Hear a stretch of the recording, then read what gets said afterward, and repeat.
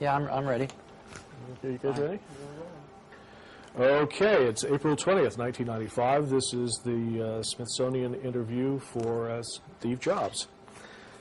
Okay, I'd like to begin, Steve, with some background biographical information. Tell us about when you were born, where, your parents, your family, Sure. childhood memories.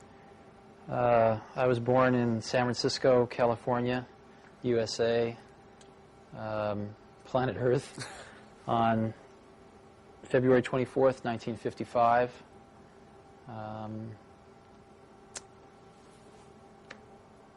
I could go into a lot of details of my youth, but I don't know that anybody would really care about that too much. Well, it might in 300 years, because all this print's going to disintegrate. Tell me a little bit about your parents, your family. What are the earliest things you remember?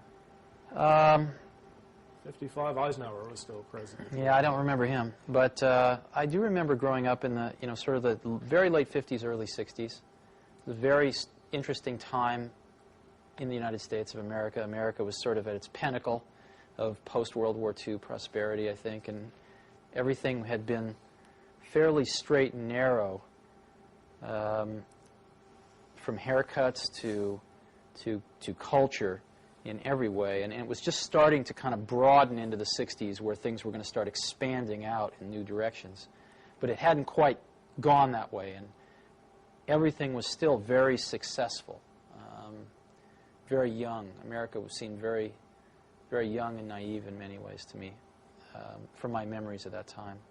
Yeah, so you would have been about 5 or 6 years old when John Kennedy was right, I remember president. John Kennedy being assassinated. I remember the exact moment I heard that he had been shot. Where were you when he I was walking across the grass of my schoolyard going home at about 3 in the afternoon, and somebody yelled out that the president had been shot and killed.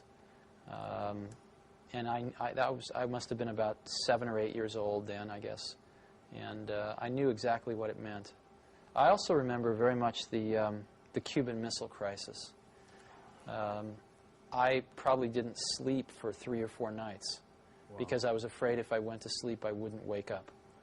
And I absolutely, even at, I guess I was about 6, 7 years old. Yeah. Again, I understood exactly what was going on. I think everybody did. And it was really a terror that I will never forget in my life, and probably has never really left.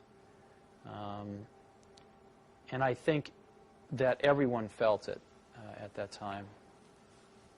Oh, yeah.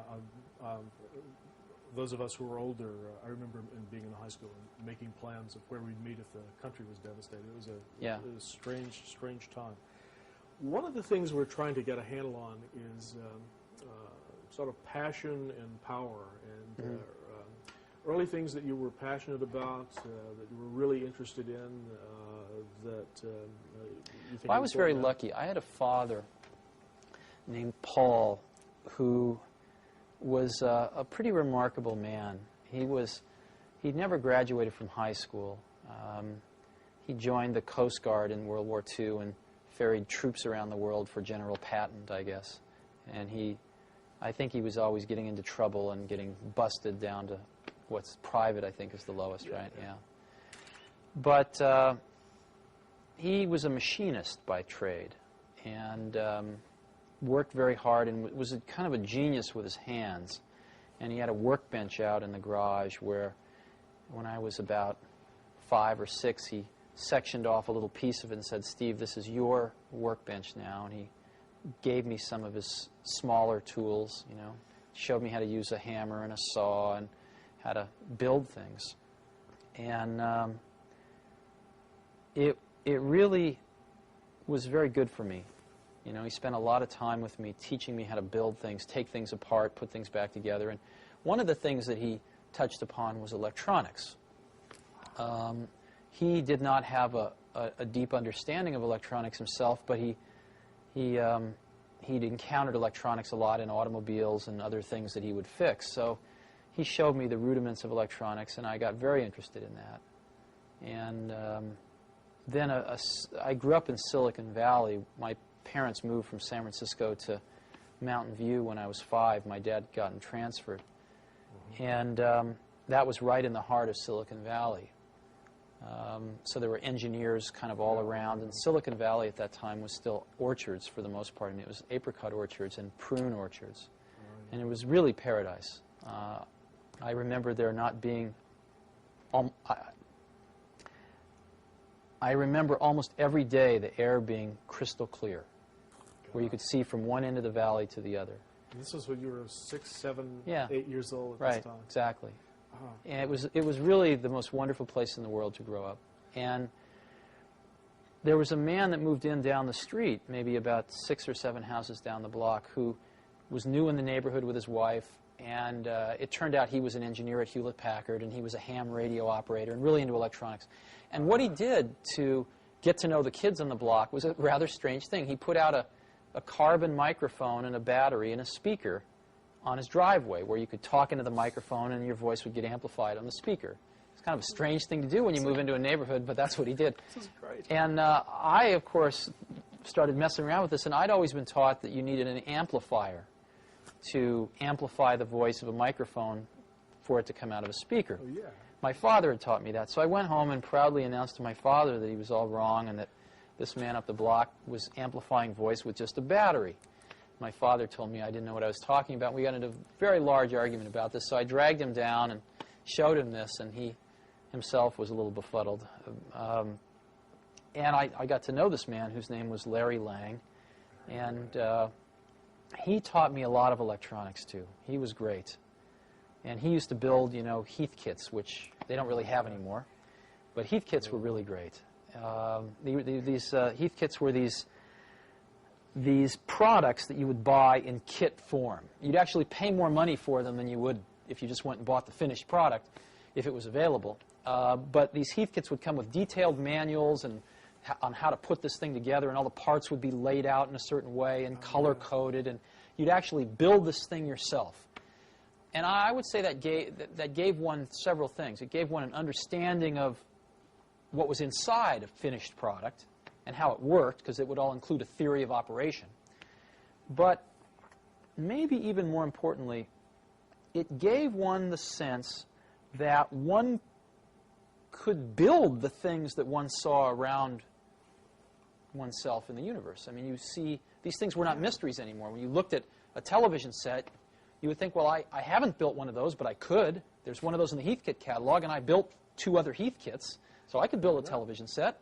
I could build, you know, things became much more clear that they were the results of human creation, not these magical things that just appeared in one's environment and one had no knowledge of their interiors.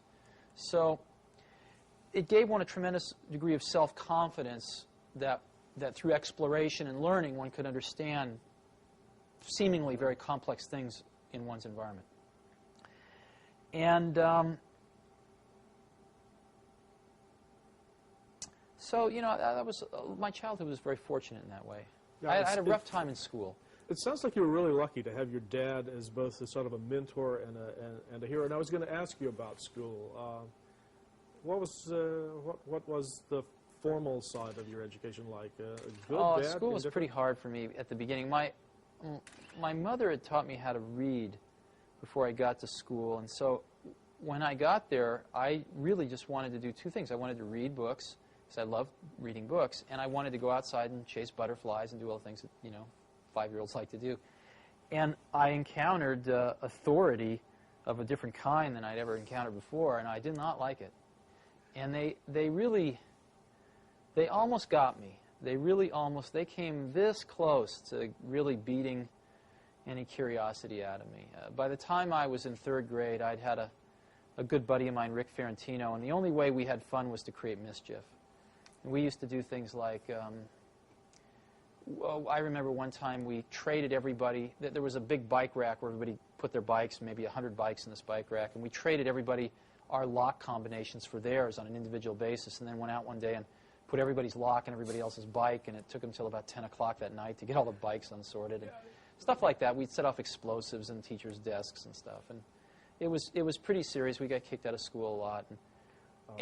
In 4th grade, I encountered one of the other saints in my life, which was they discovered they were going to put me and this guy, Rick Ferrantino, into the same 4th grade class, and the principal said at the last minute, no, bad idea, separate them. So this teacher, Mrs. Hill, said, I'll take one of them, and she taught the advanced 4th grade class, and thank God I was the random one that got put in her class. And she watched me for about 2 weeks, and she then approached me. She said, Stephen, I'll tell you what, I'll make you a deal.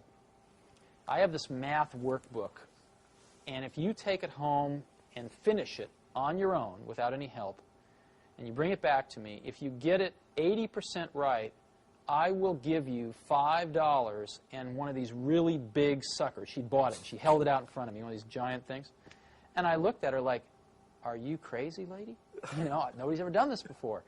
And, of course, I did it. And she basically bribed me back into learning with candy and money. And what was really remarkable was that, you know, before very long, I had such a respect for her that I sort of reignited my desire to learn. And she was remarkable. She got me kits for making cameras. You know, I ground my own lens and made a camera, and it was really quite wonderful. And I think I probably learned more academically that 1 year than I've ever learned in my life.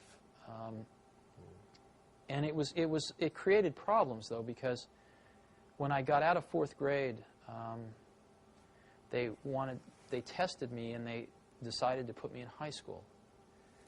And my parents said no, thank God. They said you can skip 1 grade, but that's all. But not to high school. But not to high school. No way, no how. Oh, that's good. And I found skipping 1 grade, you know, to be very troublesome in many ways. That was plenty enough. And but it did create some problems. I'm going to get myself a little out of order here, but this seems like such a good place to talk about it.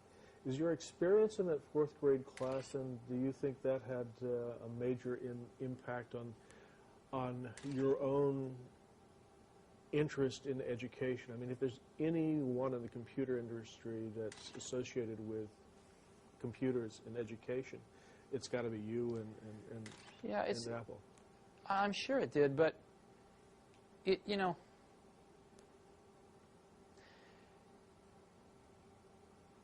I'm a very big believer in equal opportunity as opposed to equal outcome. I don't believe in equal outcome because, unfortunately, life's not like that, and it'd be a pretty boring place if it was. But I really believe in equal opportunity, and equal opportunity to me, more than anything, means a great education. Probably, you know, the second, maybe even more important is a great family life, but I don't know how to do that. I don't think anybody knows how to do that. But it pains me because we do know how to provide a great education. We really do. If we got our act together, we could make sure that every young child in this country got a great education. And we fall far short of that. And I know from my own education that if I hadn't encountered 2 or 3 individuals that spent extra time with me, I'm sure I would have been in jail. I'm 100% sure if it hadn't have been for Mrs. Hill in 4th grade and a few others, but maybe even especially her, I absolutely would have ended up in jail.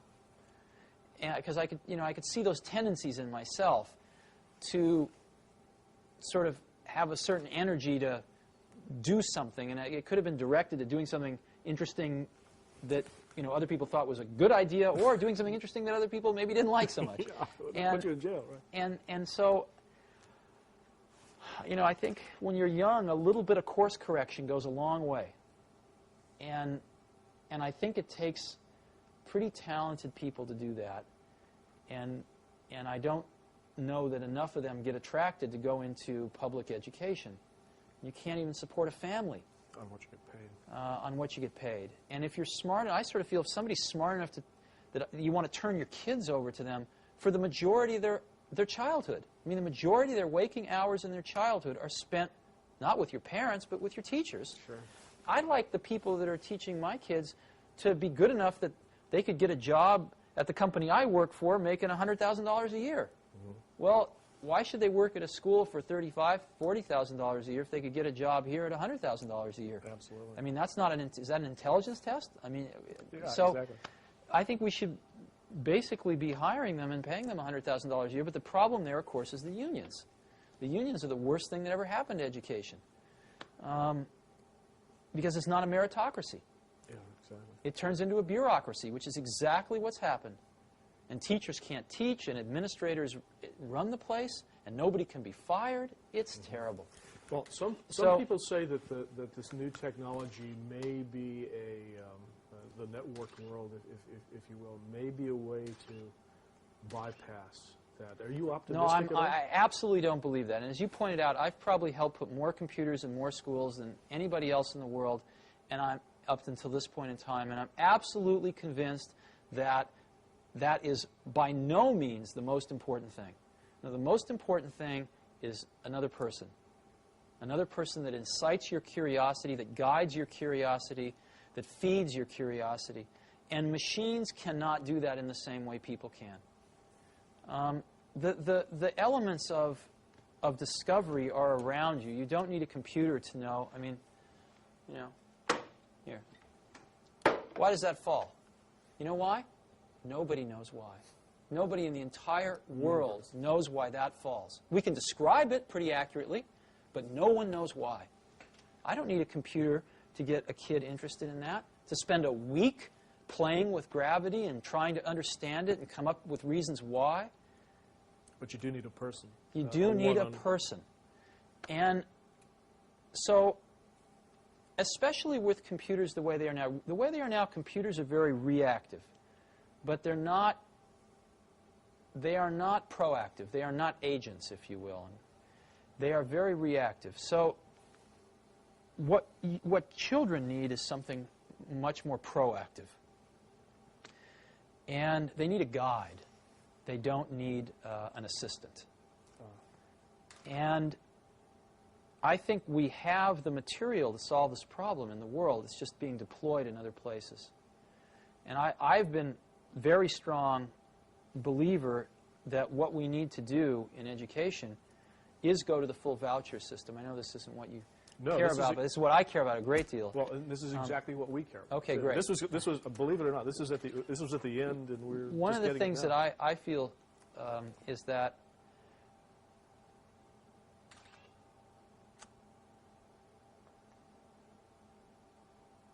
right now, you know, if you ask who are the customers of education, the customers of education are the society at large, employers that hire people, right, things like that. But ultimately, I think the customers are the parents, not even the students, but the parents. And the problem that we have in this country is that the customers went away. The customers stopped paying attention to their schools for the most part. And gave their kids to the... Well, what happened was that mothers started working. And they didn't have time to spend at PTA meetings and watching their kids' school. Schools became much more institutionalized. And parents spent less and less and less time involved in their kids' education. And what happens when a customer goes away and a monopoly gets control, which is what's happened in our country, is that the service level almost always goes down. I remember seeing a bumper sticker when the telephone company was all one, AT&T, the Bell system. I remember seeing a bumper sticker with the Bell logo on it, and it said, "We don't care. We don't have to." You know? And that's what a monopoly is. Sure. That's what IBM was in their day, and that's certainly what the public school system is. They don't have to care. Now, it turns out, let's go through some economics. The most expensive thing most people buy in their lives is a house. Second most expensive thing is a car, usually. And a car costs, average car is approximately about $20,000 now, $16,000, $20,000. And an average car lasts about, what, 8 years? Right? You buy another one? Yeah. So approximately, $2,000 a year, right, for an 8-year commitment. Well, your child goes to school, right, approximately 8 years in K through 8, right? Right. You don't like to switch schools. It's about an 8-year commitment. What does the state of California spend per pupil per year? I have no idea. In a public school? I have no idea. What they spend per year per pupil is about $4,400. Wow. Okay? Over twice as much as a car. Now, it turns out that when you go to buy a car, you have a lot of information available to you to make a choice, and you have a lot of choices. Oh, yeah. I mean, General Motors and Ford and Toyota and Chrysler and Nissan, they are advertising at me like crazy. I can't get through a day without seeing 5 car ads. And they seem to be able to make these cars efficiently enough that they can afford to take some of my money and advertise to other people with it. Sure. So that everybody knows all about these cars. And they keep getting better and better and better each year because there's a lot of competition. And there's a warranty. And there's a warranty, that's right. But in schools, since people don't feel like they're spending their own money, they feel like it's free, right? No one does any comparison shopping. Matter of fact, if you want to put your kid in a private school, you can't take the $4,400 a year out of the public school and use it. You have to come up with, you know, $5,000 or $6,000 of your own, or even $4,400 of your own money. Sure. Or more. I believe very strongly that if the country gave each parent a voucher, a check for $4,400 that they could only spend at any accredited school, that several things would happen. Number one, schools would start marketing themselves like crazy to parents to get students. Secondly, I think you see a lot of new schools starting. I've suggested as an example, if you go to Stanford Business School, they have a public policy track. They could start a school administrator track. So you could get a bunch of people coming out of college, tying up with somebody who just got out of business school. They could be starting their own schools. Sure. You could have 25-year-old kids out of college, very idealistic, full of energy. Instead of starting a Silicon Valley company, they'd start a school. And I believe they would do far better than many of our public school teachers do. The third thing you'd see is I believe that you would see the quality of schools, again, just like in a competitive market, start to rise. Some schools would go broke. A lot of the public schools would go broke. There's no question about it. It would be rather painful for the first several years. And deservedly so. But I think far less painful than the kids going through the system as it is right now. And some people, the biggest complaint is, of course, that schools would pick off all the good kids and all the bad kids would be left to wallow together in either a private school or the remnants of the public school. To me, that's like saying, well, all the car manufacturers are going to make BMWs and Mercedeses and nobody's going to make a $10,000 car. Well, I think the most hotly competitive market right now is the $10,000 car area. You've got all the Japanese playing in it. You've got General Motors that spent $5 billion subsidizing Saturn so far so that they can compete in that market. You've got Ford, which has just introduced 2 new cars in that market. You've got Chrysler with the Neon. Yeah. So you're spending $32,000 and you're getting a $500 used car in some cases. The market competition model seems to indicate that where there is a need, there is a lot of providers willing to tailor their products to fit that need, and a lot of competition which keeps forcing them to get better and better. So I think the problems we've got, I used to think when I was in my 20s that technology was the solution to most of the world's problems. And unfortunately, it ain't so. It's sort of, I'll give you an analogy. A lot of times we think, why is television programming so bad? Why are television shows so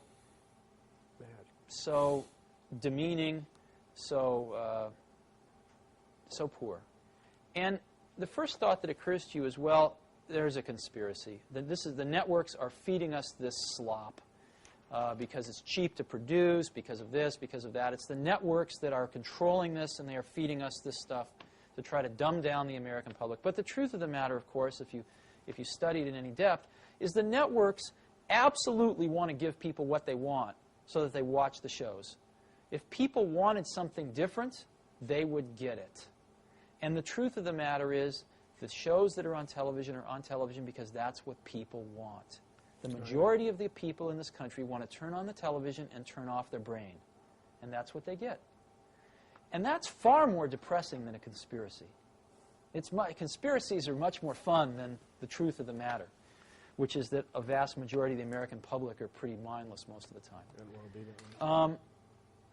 I think the school situation is equally, there's a parallel here when it comes to technology. It is so much more hopeful to think that technology can solve the problems that are really more human and more organizational and more political in nature. And it ain't so. we need to attack these things at the root, which is people, and how much freedom we give people, the competition that will attract the best people. Unfortunately, the side effect of pushing out a lot of 46-year-old teachers that lost their spirit, 15 years ago and shouldn't be teaching right now. So I think I feel very strongly about this. And I wish it was as simple as giving every kid a computer, but it won't work. Yeah, and I'm really glad we had a chance to talk about it up front. Sure. I'm going to change the tape Sure. and go back. I'm sorry? I'm sure the NEA will grab.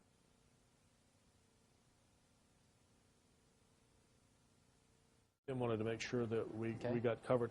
And one of the things was about the books about your life and career.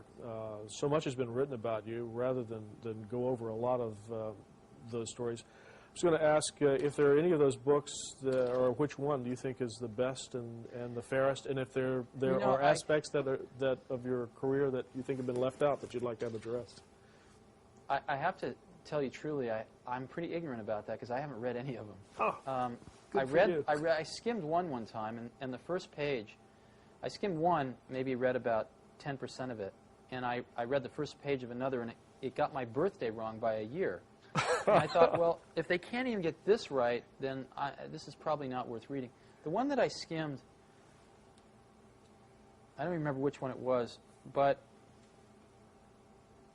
I've always considered part of my job was to keep the quality level of people in the organizations I work with very high. I mean, that's what I consider one of the few things I actually, can contribute individually myself versus the team that I work with is to really try to instill in the organization the goal of having only A players.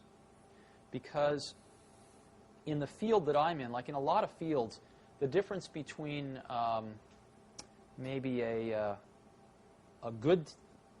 worst taxi cab driver and the best taxi cab driver to get you across town Manhattan might be 2 to 1. Best one will get you there in 15 minutes. The worst one will get you there in half an hour. Or the best cook and the worst cook. Maybe it's 3 to 1. Sure. Pick something like that. Most things in life, the best post person, the worst post person. In the field that I'm in, in software in particular, the difference between the best person and the worst person is about 100 to 1 or more. The difference between a good software person and a great software person is probably 50 to 1, 25 to 50 to 1. Huge dynamic range. And therefore, I have found, and not just in software, but in almost everything I've done, it really pays to go after the best people in the world. It's painful. It's very painful when you have some people that are not the best people in the world, and you have to get rid of them. To tell them. But I found that my job has sometimes been exactly that, to get rid of some of the people that didn't measure up. And I've always tried to do it in a humane way, but nonetheless, it has to be done, and it's not ever fun. Is that the hardest and most painful part of managing a company from your point of view? Oh, sure, of course. And so, but I've been, at times I've been pretty hard about it.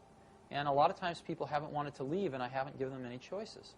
So if somebody wanted to write a book about me, most of my friends would never talk to them, but they could go find, the handful of a few dozen people that I'd fired in my life that hated my guts. And that was certainly the case in this one book I skimmed. I mean, it was just, let's throw the darts at Steve. Oh, yeah. And, such is life. I mean, that's the sort of the world I've chosen to live in. And if I didn't like that part of it enough, I'd escape, and I haven't. So I'm willing to put up with that. But I certainly didn't find it very accurate. Okay, then this gives us a golden opportunity then to let you tell your own story for a while. And I've got a couple of questions I wanted to ask you about specifically about your experience at Apple. I mean, looking back at the years you were there, what, in your own view, were the accomplishments that you were most proud of? Are there a couple of Apple stories that you really like to tell? Oh, Apple was this incredible journey. I mean, we did some amazing things there. The thing that bound us together at Apple was not, it was the ability to make things that were going to change the world. That was very important to all of us. And we were all pretty young. The average age of the company was, mid to late 20s. And we were, hardly anybody had families, certainly at the beginning, and we all worked like maniacs. And the greatest joy was that we felt we were fashioning sort of collective works of art, much like 20th century physics or anything that was, something important that would last, that a lot of people contributed to. And we could actually then, after, very few people could engineer these things, but then they could give them to more people who could, as an example, build an automated factory to build them, and then they could give them to even more people who could use them. And the amplification factor was very large. I mean, in doing the Macintosh as an example, there were a core group of less than 100 people that did the Mac, and yet Apple shipped well over 10 million of them. So, and of course, everybody's copied it. So if you look at what's really happened, it's in the hundreds of millions at this point in time. That's pretty large amplification, right? Yeah. 1,000,000 to 1. And it's not often in your life that you get that opportunity to amplify your values 100 to 1, 1,000,000 to 1. And that's really what we were doing. I mean, if you look at what we did, what we tried to do was to say computation and how it relates to people is really at its infancy here. And we are in the right place at the right time to change the course of that vector a little bit. Yeah.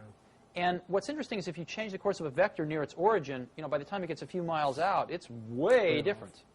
And we were very cognizant of this fact, really from almost the beginning at Apple, that we were, for some incredibly lucky reason, fortunate enough to be at the right place at the right time to do this.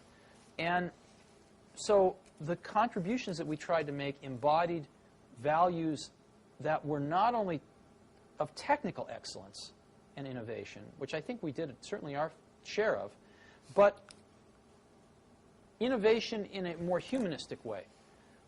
The things I'm most proud about of Apple are where those two things came together, as an example, in publishing. The Macintosh basically revolutionized publishing and printing. And it was because of that typographic artistry coupled with the technical understanding and excellence to implement that electronically, those two things coming together. Things coming together where people didn't have to understand arcane computer commands to use the computer. Yeah. So it was the combination of those two things that I am the most proud of. And it happened on the Apple II, and it happened on the Lisa, although there were other problems with the Lisa that caused it to be a market failure. And then it happened again big time with the Macintosh. You used an interesting word when you were describing what you were doing. You were talking about art, not engineering. That's and correct. Not science. You want to talk about that for a minute? Sure. I believe that the distinction between we generally use the word artist to mean visual artist of some sort. But I actually think there's really very little distinction between an artist of that type and a scientist or engineer of the highest caliber. And I've never had a distinction in my mind between those two types of people. They've just, to me, been people that pursue different paths, but basically kind of headed to the same goal, which is to express something of what they perceive to be the truth around them, so that others can see it, so that others can benefit by it. And the artistry is in the elegance of the solution, like chess playing or mathematics? No, I think the artistry is in having an insight into what one sees around them, generally putting things together in ways that no one else has, and finding a way to express that to other people who don't have that same insight, so that they can get some of the advantage of that insight that makes them feel a certain way or allows them to do a certain thing. And I think that certainly a lot of the folks on the Macintosh team were capable of doing that and did exactly that. And if you study these people a little bit more, what you'll find was, in this particular time, I don't know how it will be in 200 years, but certainly in the 70s and 80s, the best people in computers would have normally been poets and writers and musicians. I mean, almost all of them were musicians. A lot of them were poets on the side. And they went into computers because it was so compelling, because it was fresh and new, and it was a new medium of expression of their creative talents. And the feelings and the passion that people put into it were completely indistinguishable from a poet or a painter, completely indistinguishable. And I think there was a tremendous amount of, a lot of the people also were fairly shy people, or maybe fairly inward people, who put a lot of their expression about how they felt about other people or the rest of humanity in general into their work that other people would use. A lot of people put a lot of love into these products and a lot of expression of their appreciation into these things. It's hard to explain. No, it's passion in the truest sense of the word. So it's, and I don't think this is becoming less true, unfortunately. The computer industry is at a very critical juncture where those people are clearly leaving the field now. What are they doing? Well, where are they going? Hard to say. They're not being attracted by something else. They're being driven out of the computer business. And they're being driven out of the computer business because the computer business is becoming a monopoly with Microsoft. And without getting into whether Microsoft gained this position legally or not, who cares? The end product of the position is that the ability to innovate in the industry is being sucked out dry. And I think the smartest people have already seen some of the writing on the wall and are starting to exit. And I think some of the smartest young people are really bailing out, questioning whether they're going to even get in. Yeah. So hopefully things will change over time, but I think it's a kind of a dark period right now. We're entering that. Well, Apple had a reputation as a company that absolutely broke a mold and set its own course. Looking back from where you are today with Next, do you think, with what you know now, that as Apple grew big, it could have sustained that original approach, or did it have to become a big standard American computer funny company? question. Apple did grow big and sustain that approach. When I left Apple, it was a $2 billion company. I mean, that's not too small. We were Fortune 300 and something, like the 350th largest company in the country. When the Mac was introduced, we were a $1 billion corporation. So Apple, grew from nothing to $2 billion when I was there. That's a pretty high growth rate. And it grew 5 times since I left, basically on the back of the Macintosh. So I think what's happened since I left in terms of growth rate's been trivial compared with what it was like when I was there. No, what ruined Apple wasn't growth. What ruined Apple was values. John Sculley ruined Apple, and he ruined it by bringing a set of values to the top of Apple which were corrupt, and that corrupted some of the top people that were there, drove out some of the ones that were not corruptible, and brought in more corrupt ones, and paid themselves literally, collectively, tens of millions of dollars, and cared really more about their own glory and wealth than they did about what built Apple in the first place, which was making great computers for people to use. They didn't care about that anymore. And they didn't have a clue about how to do it. And they didn't take any time to find out, because that's not what they cared about.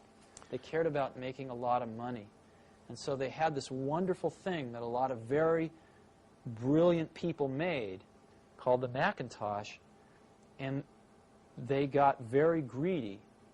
And instead of following the original trajectory of the original vision, which was to make this thing an appliance and get this out there to as many people as possible, they went for profits, and they made outlandish profits for about 4 years.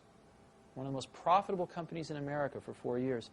And what that cost them was their future. Because what they should have been doing is making rational profits and going for market share, which is what we'd always tried to do. And Macintosh would have had a 33% market share right now, maybe even higher. Maybe it would have been Microsoft, but we'll never know. And now it's got a single-digit market share and falling. And there's no way to ever get that moment in time back.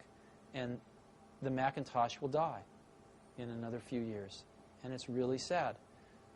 And the problem is that the recipe for how to create the next Macintosh, no one at Apple has a clue. Because no one running any part of Apple was there when the Macintosh was made, or any other product at Apple. They've just been living off that one thing now for over a decade. And the last attempt was the Newton, and you know what happened to that. So it's kind of tragic, but as unemotionally as I can be, that's what's happening. And unless somebody pulls a rabbit out of a hat, you know, these things, companies tend to have long glide slopes because of the installed bases. Sure. But Apple's just gliding down this glide slope, and they're losing market share every year. And things start to spiral once you get under a certain threshold. Developers no longer write applications for your computer, so you know, then it really starts to spiral down. Sure. Well, this obviously, I mean, there's obviously still a lot of emotional attachment to. Oh, sure. To Apple. I want Apple to live forever and keep shipping great products forever. And I mean, Apple could have been Apple was for a while like a Sony. It was the place that made the coolest stuff. Is there a user of Apple or oh, sure. or a story that you could tell that in your mind exemplifies what the company stood for and its values at its best? Sort of you know, what customers were using the Apple products when you were there? There were two kinds of customers. I mean, basically, Apple was sort of, there was the educational aspects of Apple, and then there was sort of the non-educational. On the non-educational side, you know, Apple was two things. One, it was the first lifestyle computers. I mean, Macintosh was the first lifestyle computer. But secondly, it's hard to remember how bad it was, you know, in early 80s, with IBM taking over the world with the PC, with DOS out there. It was far worse than the Apple II. And they tried to copy the Apple II, and they'd done a pretty bad job, and you needed to know a lot. And so things were kind of slipping backwards. And Macintosh was, you saw the 1984 commercial. Oh, yeah. I hope you have that in your archives. You know, Macintosh was basically this relatively small company, you know, in Cupertino, California, taking on the Goliath, IBM, and saying, wait a minute, your way is wrong. This is not the way we want computers to go. This is not the legacy we want to leave. This is not what we want our kids to be learning. This is wrong, and we are going to show you the right way to do it. And here it is. It's called Macintosh, and this is so much better that it's going to beat you. And we are going to do it. Oh, yeah. And that's what Apple stood for, was that. And that was one of the things. The other thing was, you can go a little further back in time, and you know, Apple IIs, one of the things that built Apple was schools buying Apple IIs. But even so, there was, I think, only about 10% of the schools that had a computer, even one computer in them, in 1979, I think it was. And when I grew up, I was, again, lucky because I was in Silicon Valley. When I was 12, I think I saw my first computer. 10 or 11, maybe 11 or 12. It was down at NASA Ames. And I didn't see the computer. I saw a terminal, and there was theoretically a computer on the other end of the wire. And I fell in love with it. And I saw my first desktop computer at Hewlett-Packard, which was one of their, it was called the 9100A. It was the first desktop computer in the world. Ran BASIC and APL, I think. And I fell in love with them. And I thought, as we looking at these statistics in 1979, I thought, you know, if there was just one computer in every school, some of the kids would find it, you know. Yeah. If it was just there, someone will find it, and it will change their life. And we saw the rate at which this was happening and the rate at which the school bureaucracies were deciding to buy a computer per school. And it was so slow that we realized that a whole generation of kids was going to go through the school system before they even got their first computer. So we thought, the kids can't wait for this, basically. And we wanted to donate a computer to every school in America. It turns out there's about 100,000 schools in America, about 10,000 high schools, about 90,000 K through 8. And we couldn't afford that as a company. So we studied the law, and it turned out that there was a law already on the books, in a national law, that said if you donate a piece of scientific instrumentation or computer to a university for educational and research purposes, you can take an extra tax deduction for that. That basically means you don't make any money, you lose some, but you don't lose too much. You lose about 10%. And we thought if we could apply that law, if we could enhance that law a little bit to extend it down to K through 8 and remove the research requirements, so it just was educational, then we could give 100,000 computers away, one to each school in America, and it would cost our company $10 million. Which was a lot of money to us at that time, but it was a lot less than the $100 million it would cost us if we didn't have that. And we decided we were willing to do that. And we actually, it was the most incredible thing, one of the most incredible things I've ever done. We found our local representative, a guy named Pete Stark, over in, I think it was East Bay. And Pete and a few of us sat down and we wrote a bill. We literally drafted a bill to make these changes. And we committed. We said if this law changes, we will donate 100,000 computers at a cost of $10 million to us. And we called it the Kids Can't Wait bill. And Pete Stark introduced it in the House, and Senator Danforth introduced it in the Senate. And I refused to hire any lobbyists. And I went back to Washington myself, and I actually walked the halls of Congress for about 2 weeks. And it was the most incredible thing. I met probably 2/3 of the House and over half of the Senate myself and sat down and talked with them. And it was very interesting. I found the House members were routinely less intelligent than the Senate members. And they were much more knee-jerk to their constituency, which I found initially quite offensive. But I came to understand that maybe that's a really good idea. Maybe that's the way the framers wanted it. They weren't supposed to think too much. They were supposed to represent. Maybe the senators were supposed to think a little more.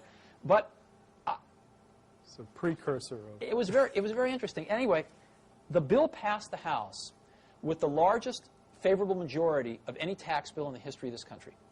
Okay? Wow. What happened was, it was during Carter's lame duck session, and Bob Dole, who was then the Speaker of the House, killed it. He would not bring it to the floor. And we ran out of time. And so we would have had to have started the entire process over the next year. And I gave up. I said, this is crazy. However, fortunately, something unique happened. California thought this was such a good idea that they came to us and they said, you don't have to do a thing. We're going to pass a bill that says, since you operate in the state of California, pay California tax, we're going to pass this bill that says if the federal bill doesn't pass, then you get the tax break in California. You can do it in California, which there are 10,000 schools. So we did. Wow. We gave away 10,000 computers in the state of California. We got a whole bunch of the software companies, gave away a bunch of software. We trained teachers for free, and we monitored this thing over the next few years. It was phenomenal. It was really phenomenal. And one of my great experiences, but also one of my biggest regrets, was that we really tried to do this on the national level and got so close. Great stuff. And I don't think Bob Dole even knew what he was doing, but he really, unfortunately, screwed up here. Yeah. Major. Oh, that's a great story. That's a great But story. that was also part of what Apple was about.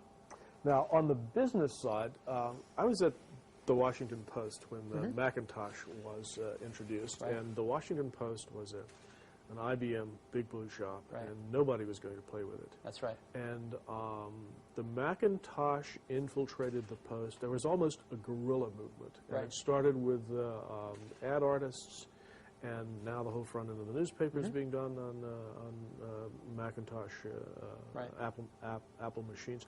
On the business side, was that fairly common? This oh, sure, guerrilla sure cult movement on see, we had no concept of how to sell to corporate America because none of us had ever come from there. I mean, it was like another planet to us. I mean, unfortunately, I've had to learn all that stuff now. And if I'd only known then what I know now, we could have done a lot better. But didn't know that stuff and didn't have any people that did. So our attempts to sell to corporate America were just bungled. And we ended up just selling to people that sort of were buying a product for its merit, not because of the company it came from. I mean, everybody was very hooked on Big Blue back then. Oh, yeah. And they bought IBM mindlessly, that famous phrase, you never get fired for buying IBM. But we, fortunately, were able to change a lot of that. And Apple, as you know, even I believe today, is a bigger supplier of personal computers than IBM. Great stories. Tell me about Next. What motivated you to establish Next, and what were the goals that you set out to accomplish when you set up this new company? Oh, that's complicated. We basically wanted to keep doing what we were doing at Apple, keep innovating, and we didn't see that was going to happen. And we made a mistake, which was to try to follow the same metaphor that we did at Apple, to make the whole widget. And the market was changing. The industry was changing. The scale was changing. And in the end, we knew we would sort of be the last company that made it or the first that didn't. You know, we were right on that edge. And we thought we'd be the last one that really made it, but we were wrong. We were the first one that didn't make it. And I think pretty much put an end to the companies that have ever tried to do that. And we certainly made our fair share of mistakes, but in the end, I think we should have took a little longer and realized that the world was changing and just go on to be a software company right off the bat. Right off the bat. But the machine got great reviews. Well, the machine was the best machine in the world. I mean, listen, believe it or not, they're selling on the used market today for, in some cases, more than we sold them for originally. They're hard to find even today, and we haven't even made them for, 2 years, 2.5 years. What are the features that people, are there features on the old Next machine, old, it's not that old, that are still missing from computers today? Or? Oh, sure. What? Tell us about it. Well, first of all, it was a totally plug-and-play machine. Right? Except for Macintosh, that's hard to find. It was an extremely powerful machine, though, way beyond the Macintosh. So it sort of combined the power of the workstations with this plug-and-playness of the Mac, which is quite nice. Second of all, the machine had sort of a fit and finish that you don't find today. Beautiful. No, I don't just mean in packaging. I mean in sort of operation. Simple things to complex things. Simple things like soft power on and off. I mean, trivial little thing, but as you know, one of the biggest reasons people lose information in computers is they turn them off at the wrong time. And when you get into a multitasking network system, that can happen. That can even have much more severe consequences. So, we were the first people to ever do that, still some of the only people to do that, where you push a button and you tell the computer, you request the computer to turn off. It figures out what it needs to do to shut down gracefully and then turns itself off. Of course, the Next computer was the first computer with built-in, high-quality sound, CD-quality sound, and most people do that now, which is great. It took them a long time, but most people do that now. Yeah, just ahead of its time. Yeah, just ahead of its time. But change the tape. I need. Ready to roll? Tell me about the Next Step software. What makes it different? What trends does it respond to? That's the real gem.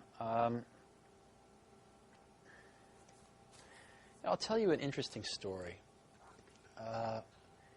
When I was at Apple, a few of my acquaintances said, you really need to go over to Xerox PARC, which was Palo Alto Research Center, PARC, and see what they've got going over there. Now, they didn't usually let too many people in, but I was able to get in there and see what they were doing, and I saw their early computer called the Alto, which was a phenomenal computer.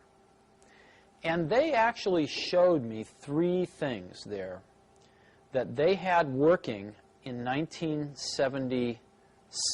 I saw them in 1979. That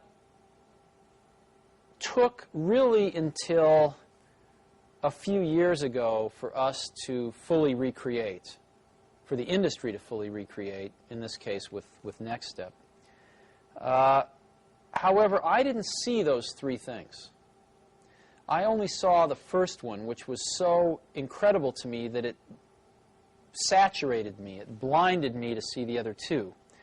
And it took me years to sort of recreate them or rediscover them and incorporate them back into the model. But they were very far ahead in their thinking. They didn't have it right. I mean, the stuff they had done was not really right, but it was the germ of the idea of all 3 things was there. And the 3 things were graphical user interfaces, object-oriented computing, and networking. Let me go through those. Graphical user interfaces. The Alto had the world's first graphical user interface. It had windows. It had a crude menu system. It had crude panels and stuff. It didn't work right, but it basically was all there.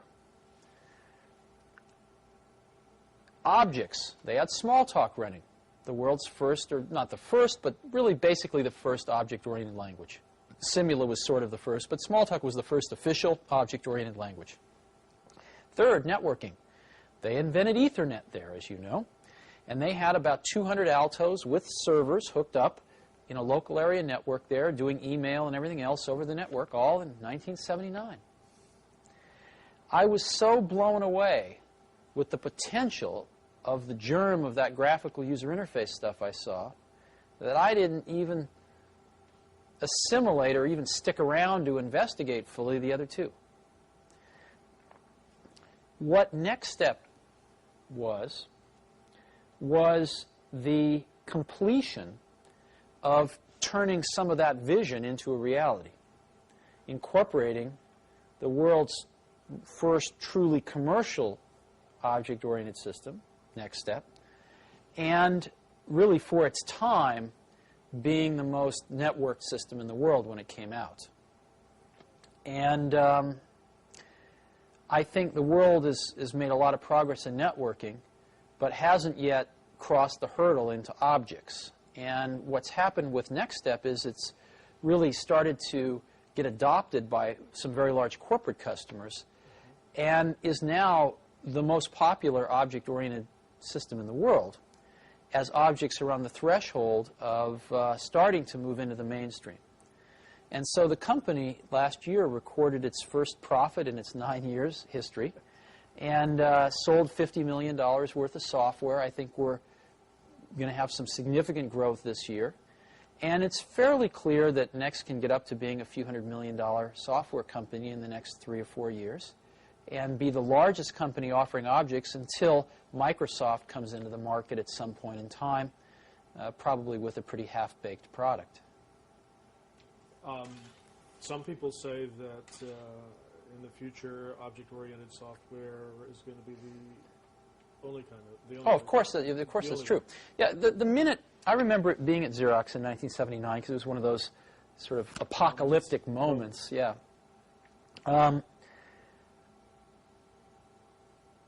I remember within 10 minutes of seeing the graphical user interface stuff, just knowing that every computer will work this way someday. I mean, it's so obvious once you saw it. It didn't require tremendous intellect. You just looked at it. Of course, every computer is going to work this way. This is so clear. The minute you understand objects, it's exactly the same feeling. All software will be written using object-oriented technology someday. You can argue about how long it's going to take, i.e. when. You can argue about who the winners and losers are going to be, but I don't think a rational person can argue about its inevitability. Give me your thoughts on the current status and the future of the Internet and the commercial online services and how they're affecting computer development. The Internet and the World Wide Web, because they've become one thing now, are clearly the most exciting thing going on in computing today. And they're exciting for 3 or 4 reasons. Number one, ultimately computers are turning into communications devices. I mean, ultimately we're spending more and more of the cycles of the computer to not only make it easy to use, but to make it easy to communicate. And the web is the missing piece of the puzzle, which really is going to power that vision much further forward. So it's very exciting in that way. Secondly, it's very exciting because it is going to destroy vast layers of our economy. And it is going to make available a presence in the marketplace for very small companies that is equal to very large companies. Let me give you an example. A small 3-person company in Phoenix, Arizona can have a web server that looks identical, if not better, than IBM's or than the Gap's or than anybody else, any large company. And they can gain access to this electronic distribution channel for free. They don't have to build buildings. They don't have to go sign up 1,000 distributors and have people to call on them, et cetera, et cetera. In essence, direct distribution from the manufacturer to the customer via the Internet, via the web, the direct contact, direct transactions, and then distribution via UPS or Federal Express, that's going to be cheaper than going through all these middlemen or building hundreds of stores around the country. It is going to radically change the way goods and services are discovered, sold, and delivered, not only in this country, but eventually in the world. And as you know, electrons travel at the speed of light, and so it tends to bring the world much closer together in terms of providers and customers. That's very exciting. The leveling of big and small, the leveling of close, near, and distant. The third reason it's very exciting is because Microsoft doesn't own it, and I don't think they can. I think it's the one thing in the industry that Microsoft probably could never own. And I think one of the things that's essential is that the government continue to fund the Internet as a public trust, as a public facility, and remove any of these ridiculous notions of privatizing it that have been brought up. I don't think they're going to fly, thankfully. The Internet costs the U.S. government about $50 to $75 million a year. This is peanuts for what it's doing right now. And even if that cost someday escalated to, $500 million a year, which of course you could build the whole Internet each year for that from scratch if you had to. You could replace all the equipment, etc.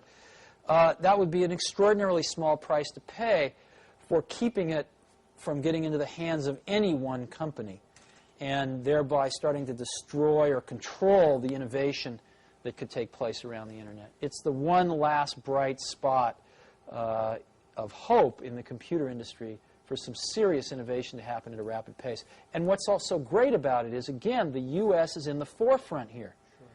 Sure. That's what's great about the whole personal computer and software industry, but this is another example of where the U.S. is in the forefront. I think it should be kept open. It should be kept free. Yeah. How do you feel about? I mean, the World Wide Web is becoming a global phenomenon. Yes. Well, are you optimistic about it staying free? Yes, I am optimistic about it staying free. But before you say it's global too fast, it's estimated that over 1/3 of the total Internet traffic in the world originates or destines in California. So I actually think this is pretty typical, where California, again, is certainly in the leading edge of this not only technical but cultural shift. So I do expect the web to be a worldwide phenomenon, distributed fairly broadly. Right now, I think it's a U.S. phenomenon that's moving to be global, and again, very concentrated in certain pockets, California being one. Oh yeah, well, 85% of the world doesn't have access to a telephone yet, so, but potential there, and you're pretty optimistic. Tell me about Pixar. Pixar is very interesting. I got hooked up with some folks. Again, a friend of mine told me I should go visit these crazy guys up in San Rafael, California, who were working at Lucasfilm. Now, George Lucas, whom you know, produced the Star Wars film trilogy, was a smart guy. And at one point, when he had a lot of money coming in from these films, realized that he ought to start a technology group. He had a few problems he wanted to solve. Let me give you an example of one. When you make a copy of an analog audio recording, like a tape cassette to another tape cassette, you pick up noise artifacts. In this case, hiss on the tape. If you make a second-generation copy, it gets worse exponentially. The same is true of optical analog copies. If you take a piece of film, make an optical copy, you pick up noise artifacts, in this case optical noise, which comes across as blurriness in some cases, comes across as other noise artifacts in other cases. Now, George, to make Star Wars, actually had to composite together up to 13 pieces of film for each frame. The matte paintings for the backgrounds might be a few pieces of film. The models might be a few pieces of film. The live action might be a few pieces of film. Some special effects might be a few pieces of film. And every time he'd make a copy to composite two together, then add a third, then add a fourth, he was adding noise artifacts in each generation. And if you go buy a Laserdisc of any of the Star Wars movies and you stop it on some of the frames, they are really grungy, incredibly noisy, very bad quality. George, being the perfectionist he was, who figured out how to do this at all, said, I'd like to do it perfectly. I'd like to do it digitally, and nobody had ever done that before. So he hired some very smart people, and they figured out how to do it for him, digitally with no noise artifacts. Software, and they actually built some specialized hardware at the time. George, at some point, decided that this was costing him several $1,000,000 a year and decided he didn't want to fund it anymore. So I bought this group from George Lucas, and I incorporated it as Pixar, and we set about basically revolutionizing high-end computer graphics. If you look at the 10 most important revolutions in high-end computer graphics, in the last 10 years, 8 of them have come out of Pixar. All of the software that was used to make Terminator, as an example, to actually construct the images you saw on the screen, or Jurassic Park with all the dinosaurs, was Pixar software. Industrial Light and Magic uses it as the basis for all of their stuff. But Pixar had another vision than to do special effects. Pixar's vision was to tell stories, to make real films. And so our vision was to make the world's first animated feature film that was completely computer synthetic. Sets, characters, everything. And after 10 years, we have done exactly that. We have developed the tools, which are all proprietary, to do this, to manage the production of this thing, as well as the drawing of this thing and the computer synthetic drawing. And we are finishing up making the world's first computer animated feature film. Pixar has written it, directed it, producing it, and the Walt Disney Corporation is distributing it.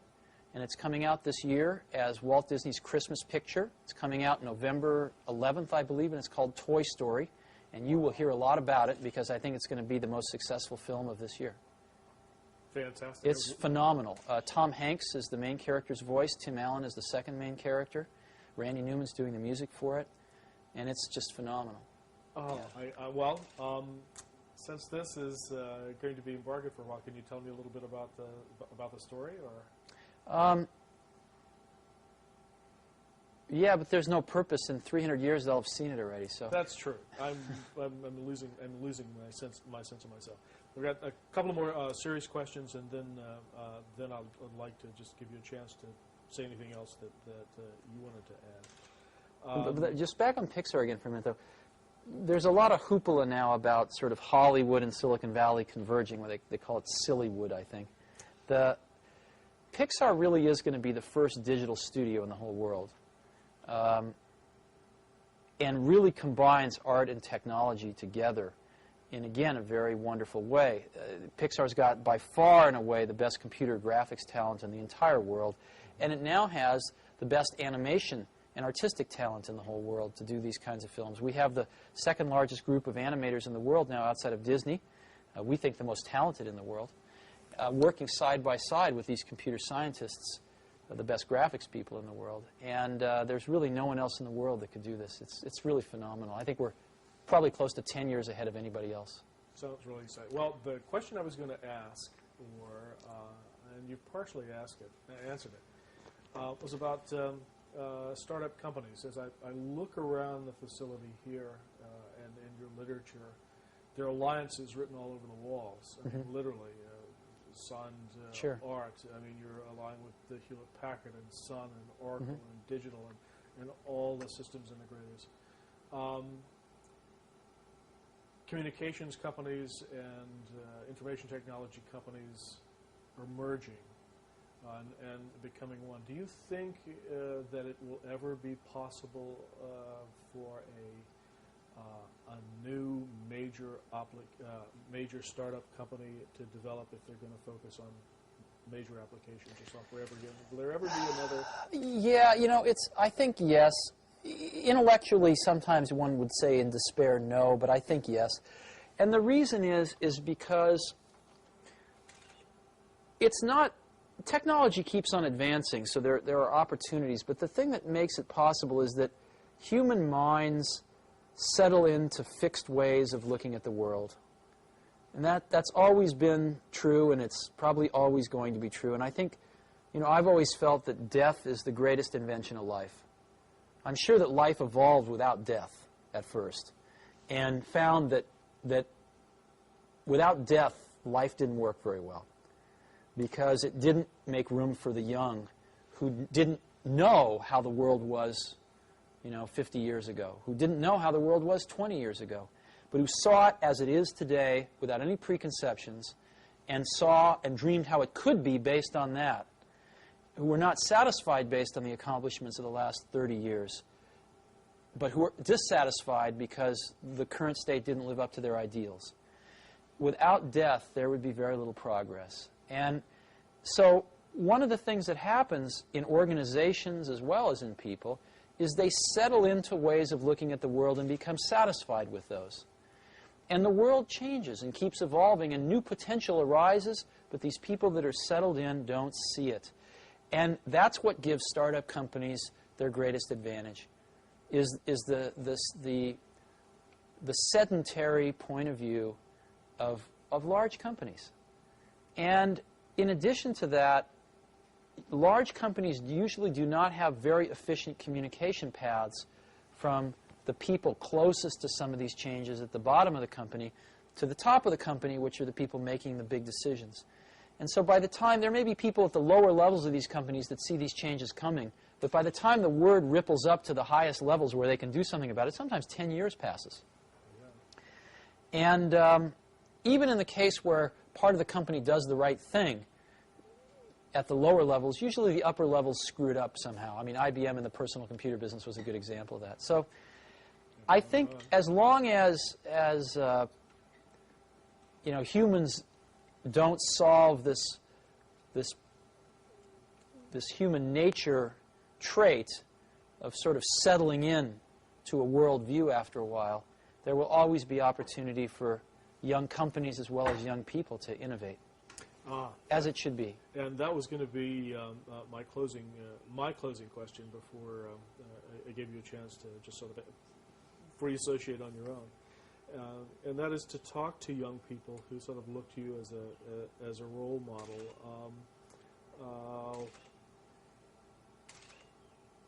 Opportunities for innovation you think are still possible.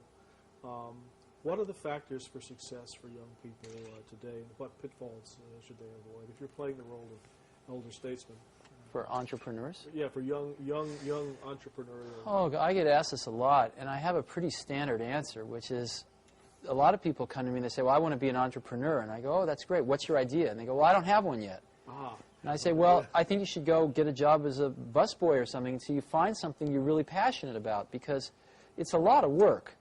And I'm convinced that about half of what separates the successful entrepreneurs from the non-successful ones is pure perseverance. It is so hard. You pour so much of your life into this thing, and there are such rough moments in time that most people give up. I don't blame them. I mean, it's really tough, and it consumes your life. I mean, if you've got a family and you're in the early days of a company, I can't imagine how one could do it. I'm sure it's been done, but it's rough. I mean, because it's pretty much an 18-hour-a-day job, 7 days a week for a while. So unless you have a lot of passion about this, you're going to not survive. You're going to give it up. So you got to have an idea or a problem or a wrong that you want to right that you're passionate about. Otherwise, you're not going to have the perseverance to stick it through. And I think that's half the battle right there. Well, I lied, because your talking made me think of the other side of that. We talked about the passion side. What would you say? There's passion and there's power. What would you say about the responsibilities of power once you've achieved a certain level of success? Power? Yeah. What is that? You need passion to build a company like Apple or IBM or any other major company. But once you've taken the passion to that level and have built a company and are in a position like Bill Gates at Microsoft or anybody else, yourself, what are the responsibilities of those who have succeeded and have economic power, social power? I mean, you've changed the world. What are your responsibilities within that framework or paradigm? Oh, I mean, that question can be taken on many levels. Obviously, if you're running a company, you have responsibilities. But as an individual, I don't think you have responsibilities. I think the work speaks for itself. And I don't think that people have special responsibilities just because they've done something that other people, like or don't like or what have you. I think the work speaks for itself. I think people can choose to do things if they want to. But, I mean, we're all going to be dead soon. That's my point of view. Somebody once told me, they said, live each day as if it will be your last, and one day you'll certainly be right. And I do that. And I really, you never know when you're going to go. But you are going to go pretty soon. And if you're going to leave anything behind, it's going to be, your kids, a few friends, and your work, right? So that's what I tend to worry about. I don't tend to think about responsibility. Matter of fact, I tend to like to, on occasion, pretend I don't have any responsibilities. I try to remember the last day when I didn't have anything to do and I had nothing to do the following day that I had to do. I had no responsibilities, and it was, decades ago. So I have to pretend when I want to feel that way. So I don't think in those terms. I think you have a responsibility to do really good stuff and get it out there for people to use and let them build on the shoulders of it and keep making better stuff. So the responsibilities to yourself and to your own standards and... Well, in our business, one person can't do anything anymore, but you create a team of people around you, and you have a responsibility of integrity of the work to that team. Everybody does, and you try to turn out the best work you can. Any final comments or thoughts, either for the record or off the record?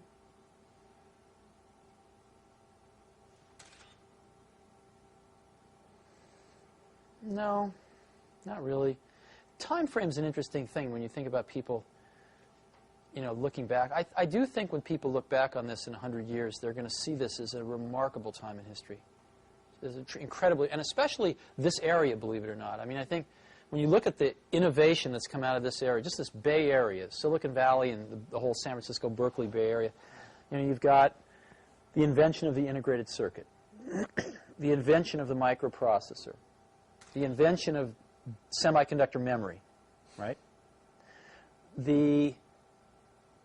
Certainly the invention of the modern hard disk drive, the invention of the floppy disk drive. The invention of the modern floppy disk drive. Those were invented at IBM, the hard disk and the floppy disk. But the commercialization of those things. The invention of the personal computer. The invention of genetic engineering. The invention of object-oriented technology. The invention of graphical user interfaces at PARC, followed by Apple. The invention of networking. All that happened in this Bay Area. Isn't that incredible? Yeah. Why do you think it happened? Why here? Why here? This place, this 2 or 3 reasons. This place is a remarkable place, actually. I mean, you have to go back a little bit in history. I mean, this is where the beatnik era happened, San Francisco. That's a pretty interesting thing. This is where the hippie movement happened. This is the only place in America where rock and roll really happened, right? It's all the bands. I mean, most of the bands in this country, outside of Bob Dylan in the 60s, I mean, they all came out of here. Everything from Joan Baez to, Jefferson Airplane to the Grateful Dead. I mean, everything came out of here. Janis Joplin, Jimi Hendrix. Everybody. Why is that? That's a little strange when you think about it. And then you've also had Stanford and Berkeley, 2 awesome universities, drawing smart people from all over the world and depositing them in this clean, sunny, nice place where there's a whole bunch of other smart people and pretty good food, right? And, at times a lot of drugs and a lot of fun things to do. So they stayed. And so there's a lot of human capital pouring in here, right? A lot of human capital. Really smart people. The average, people seem pretty bright here relative to the rest of the country, and people seem pretty open-minded here relative to the rest of the country. And I think it's just a very unique place. And I think it's got the track record to prove it. So that tends to attract more people, too. And I give a lot of credit to the universities. Probably the most credit of anything to Stanford and Berkeley, UC Cal. Yeah. That's great. Thanks. Well, I cannot tell you how much we appreciate this. Sure, I hope it's helpful. Oh, and it will be. We'll give you a copy of this. And one. Well, I just did David Packard yesterday, and